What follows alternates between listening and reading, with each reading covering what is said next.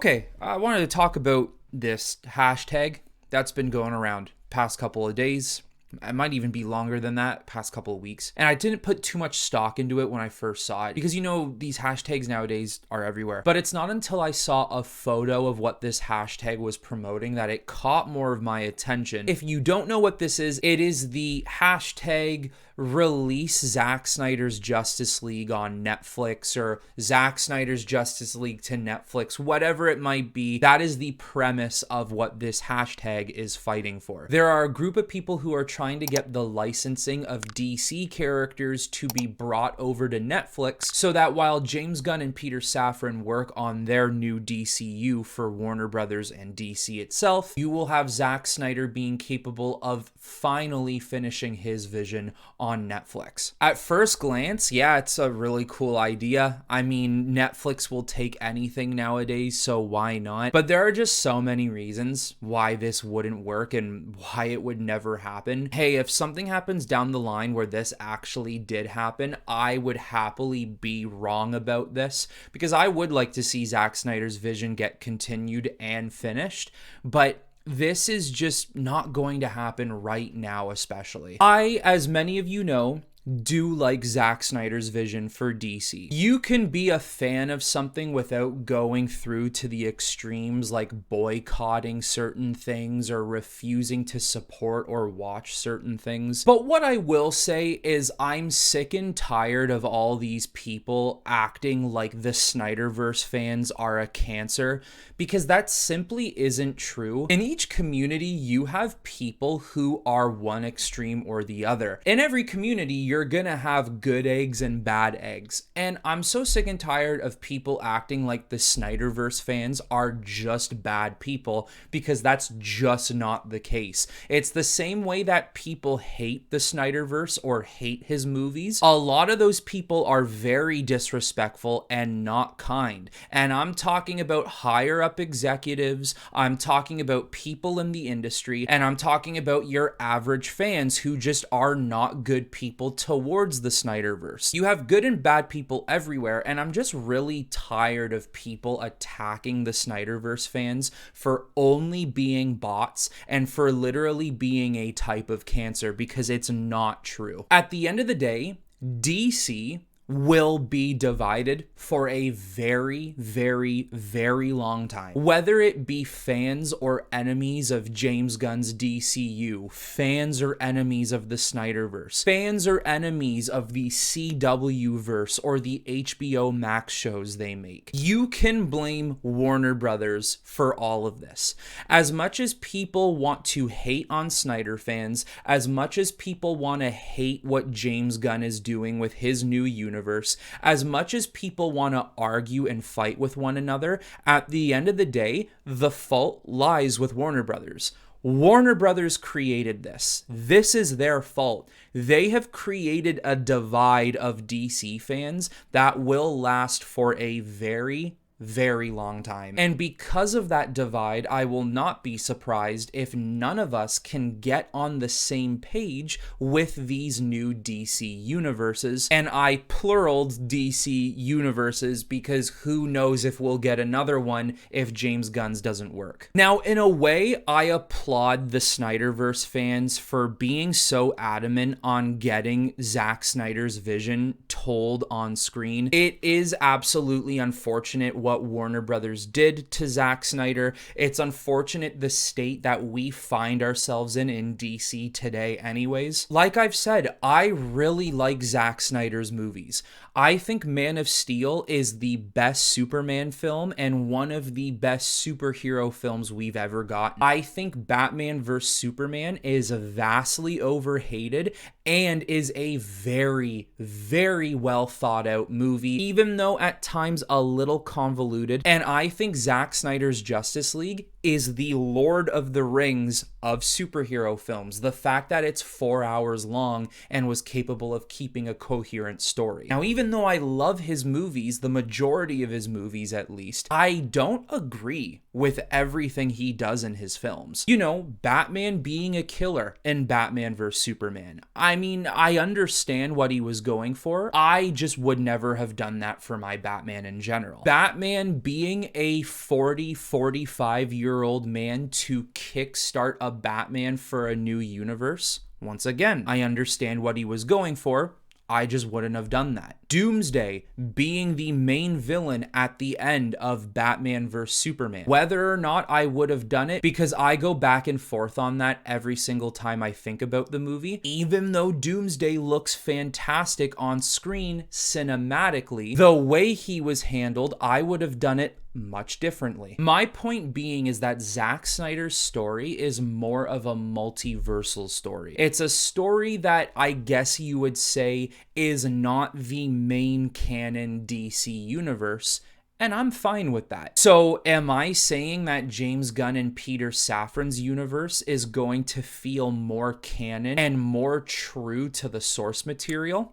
I don't know. We haven't seen anything that would prove that yet. If it happens, great. If not, well, we gotta move on again. So in a world where multiverses are used a lot nowadays, and not just in comic books anymore, but we're using them in like novels and video games and TV shows, and now in film, why not have different stories of these DC characters being told in other avenues of film? But now this feels contradicting, because have we not been talking about that we need one solidified DC universe? We can't just willingly jump into a universe. Things get confusing and they get messy, and it more than likely just wouldn't end well at the end of the day. So continuing down that thread, let me just talk about a couple of reasons why I think this would not work. Let's start with the production companies, Netflix and Warner Brothers. The idea is that Warner Brothers would unlock these characters. They would essentially unlock DC Comics and allow them to be licensed by other production companies. Well, first of all, I don't think Warner Brothers would ever want to do something like that. I don't think they would like the idea of essentially having another company profit off the characters they've owned for nearly 60, 70 years and have those companies do better at something that they've owned in a shorter period of time of which they've owned them. I don't think they want that. Warner Brothers does not want to admit they've messed up with DC. They just don't want to admit to that. Even though the sign of hiring James Gunn to make a new DCU in its own way is admitting they've messed up, they will never outright say it. Imagine licensing out DC characters and its properties to Netflix. That's like a direct competitor for them. Of course, they would get a percentage of income from whatever money Netflix makes from it, but still, you're giving a die-hard fan base in the Snyderverse to Netflix.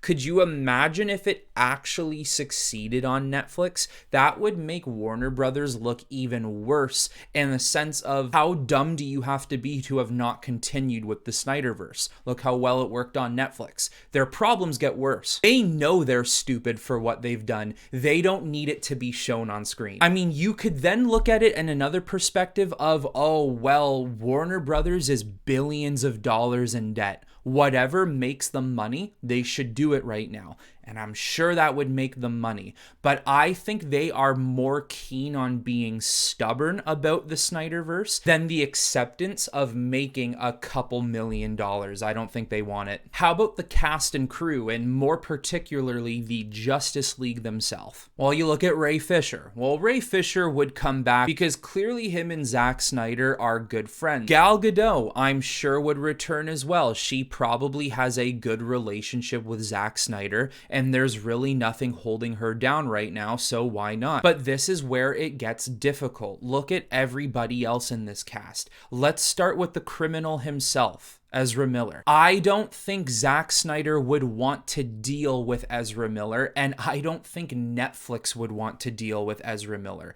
There's no way he could return for that character. Hell, there's no way he should be returning for the character as the Flash part of Warner Brothers in the first place. You got Ben Affleck's Batman. This is a guy whose Batman movie gets canceled, and everything from there just goes downhill. His time as Batman has essentially been over since 2017, 2018. I don't think a 50-year-old in Ben Affleck is going to make a 360 and say, you know what, let's do this. Let's get right back into shape and get back into this role as Batman. Don't think that's going to happen. Jason Momoa's Aquaman. Not sure how that's going to work. I'm pretty sure James Gunn, Peter Safran, and Warner Brothers wouldn't want him playing his new role in the DCU and also have him playing Aquaman in the Snyderverse over in Netflix. That's going to cause a problem. Then the big guy, Henry Cavill, as Superman. Henry Cavill has been getting screwed over with the character of Superman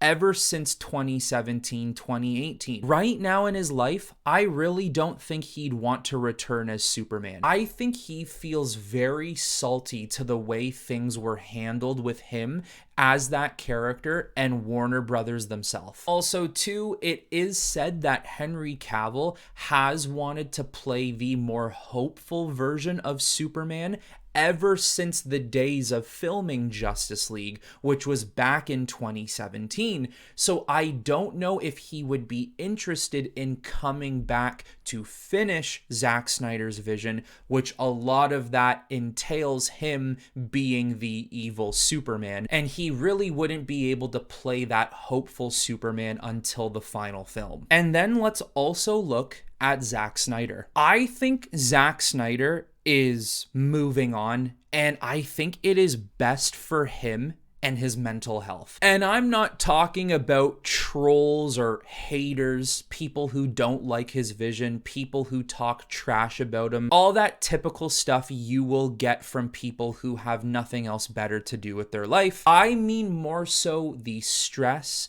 and the anxiety and the hardships that Warner Brothers seems to create for all of their creatives. I think Zack Snyder fought for his vision of DC for so long to the point where it's almost not worth it anymore, and I don't think he wants to jump back into something like that. I don't think Zack Snyder ever wants to even come close to working near Warner Brothers again, and unfortunately that includes working with DC characters. Zack Snyder seems to be happy working over with Rebel Moon, and I'm sure Rebel Moon will probably create sequels to come out of it.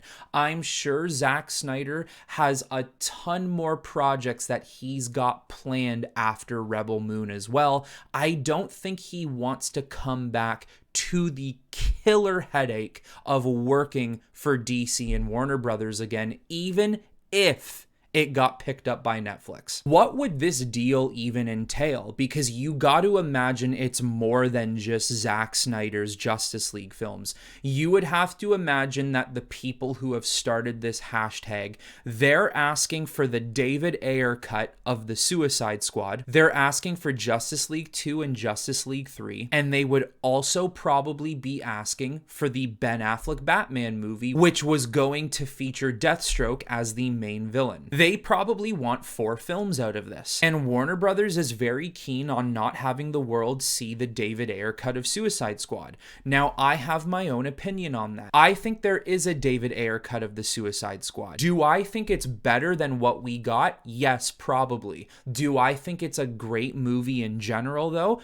Well, there's no way of telling unless we saw it, but in my personal opinion, I just don't really think it was going to be anything special anyways. The problem with the Batman movie, once again, it's simple. I don't think Ben Affleck would ever want to come back to do the strenuous role of Batman, especially being a 50-year-old man. And then for Zack Snyder's Justice League, it's the headache for Zack Snyder. I think he's made peace with letting it go, and those would be movies that would take months of preparation and months of production. Like I said, you're not just trying to get all of these people to come back to film these massive productions. But now you have to encounter the criminal situation with Ezra Miller. You have to encounter the fact that Ben Affleck is just a tired older man. You have to encounter the fact that Henry Cavill is not happy with how he's been handled as Superman. You have to encounter the fact that Jason Momoa will now be another DC character in Warner Brothers. Unfortunately, guys, sometimes multiverses work so great in comic books, they just can't work in real life. Not all the time, at least, and not in this type of capacity. You know what I would go for? An animated movie. I would actually go for like a 2-hour animated movie, maybe 2 animated movies, both 2 hours, Justice League 2 and Justice League 3. Bring Zack Snyder back to direct it and storyboard it. Bring all the actors back to do their voice captures for these characters. I think that would be the next best thing you could do. Yes, we all want live action. That's what we would want to see. But you know what? Do an animated project. I'd be down for that. That's something that's a little more plausible because in animation, you can get away with the multiversal effect. You can get away with the fact that this is a different Earth. This is not the DCU. As a comic book fan, as a diehard DC fan, as somebody who loves film and is capable of dissecting film, I'm capable of understanding that the Snyderverse is an Earth on its own. The DCU is an Earth on its own. The Reeves Batverse is an Earth on its own. DC has all these different Earths and all these different corners of production companies. I'm capable of understanding that. But as I've mentioned in other videos before, these production companies don't just want to cater to the hardcore fans. They also want to cater to average audiences, the average moviegoer, the average movie watcher. And a lot of these average movie watchers will not understand the idea of multiverses. You will still get a huge ton of people today who are going to say, I went to go see the James Gunn Justice League movie. Why is Ben Affleck not Batman in that film? Why is it Jake Gyllenhaal? And I'm just using Jake Gyllenhaal because I know a lot of people like to fan cast him. I watched Zack Snyder's Justice League on Netflix. Why isn't that younger kid Superman in that film? Why is it Henry Cavill again? You will get that. It's unfortunately unavoidable if you do something like this. I like Zack Snyder's work, guys. I like Zack Snyder's DC films. I do not agree with everything he's done, but I still respect him and enjoy his movies enough to understand that as a creative, he has a different vision than what I would have created or what other people would have created. I can still respect that and understand that. Although, as much as some of us would love to see his work with DC continued and ultimately finished, I think we just have to move on. I don't think, especially as of right now, with a new DCU being made by James Gunn, this is not something of focus, and it's not something that matters to Warner Brothers. Zack Snyder's world hasn't mattered to Warner Brothers ever since 2016, 2017, so why would it matter now, even when they are in a disgusting amount of debt? Warner Brothers would rather go broke and become a company that used to be, rather than giving fans what they want in the Snyderverse. That's how stubborn they are. That's how much they want to stick it to you that the Snyderverse will never come back. It's gross and it's humiliating, but it's more humiliating on the company itself. The fact that this is how they treat their fans. The fact that this is how they treat people who work for their production company. But who knows, guys? Maybe in a couple of years, if some of this stuff just does not end up working, maybe this does happen. Maybe there is a way that the Snyderverse will end up coming back, and maybe this crazy deal where licensing out DC characters to other production companies actually works out. But as of right now, I think it's safe to say we gotta let it go. We gotta move on and see what James Gunn and Peter Safran have planned for the DCU. But anyways, guys, let me know know in the comments below what you think of this whole Netflix Snyder situation. Let me know if you'd like to see something like that happen. But that's all I got for you on this one, everyone. So until next time, I will talk to you all very soon.